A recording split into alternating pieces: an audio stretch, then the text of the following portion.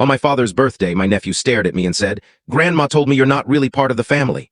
Everyone burst into laughter. I forced a smile. That night, I locked his tuition account. By 8:55 a.m., my sister had called me 22 times. When I finally picked up, she yelled, "You're cruel." My nephew, Tyler, has always had some kind of problem with me. I've never understood why, but he's shown it in countless small ways. Snarky remarks, pretending I don't exist when I enter a room. He's 17 now, old enough to know better, but too wrapped up in himself to care, and still, for some reason, irritated by my presence. It was my dad's 50th birthday, a milestone. He'd been planning it for months. Backyard setup, rented tents, a taco truck in the driveway, a playlist blasting Springsteen and Queen, the full suburban celebration. I drove from Boston the night before, booked a hotel, though I could have stayed at my parents' house. I've lived in the city for nearly 15 years, built a solid career in finance, dodged a marriage that would have been a mistake, and quietly covered more family expenses than I'd like to count. But that's the thing, they always treat me like plain old John. The guy with no kids, the one who works too hard, the one they seem to forget about unless they need something. I've paid off medical bills, chipped in for down payments, and even funded Tyler's private high school tuition for the past 2 years. Not once has he said thank you. At the party, Tyler showed up in designer sneakers I knew he didn't buy, standing by my sister, Marlene, like he was gracing us with his presence. I didn't even get a greeting from either of them when it happened.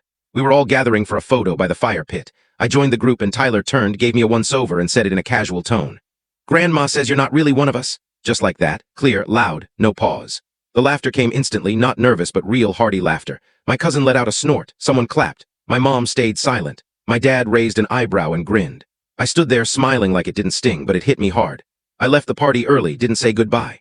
Back at the hotel, I grabbed a drink from the lobby bar, went to my room, opened my laptop, and accessed the education account I'd set up for Tyler. It held enough to cover another 1.5 years at his pricey private school. I froze it in 3 clicks. No heads up, no note, just done.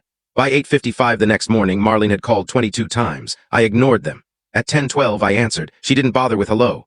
"You're cruel. What kind of person punishes a kid for being honest?" I said one thing before hanging up. "Tell Grandma I appreciate the clarity." By noon, my mom texted, "We need to talk. What you did to Tyler was uncalled for." I didn't reply. Then my dad texted, "Call your mom." I didn't. That evening, I sat in my apartment with a drink, staring out the window as messages kept coming. But I was already done with them. The truth was out. I knew my place. They laughed. All of them laughed. So let's see how funny it is when the tuition bills pile up without my help. By Monday morning, the consequences started rolling in. I woke to 27 missed calls, 22 from Marlene, the rest from my parents. This is short video. To watch the full story, click on the link below.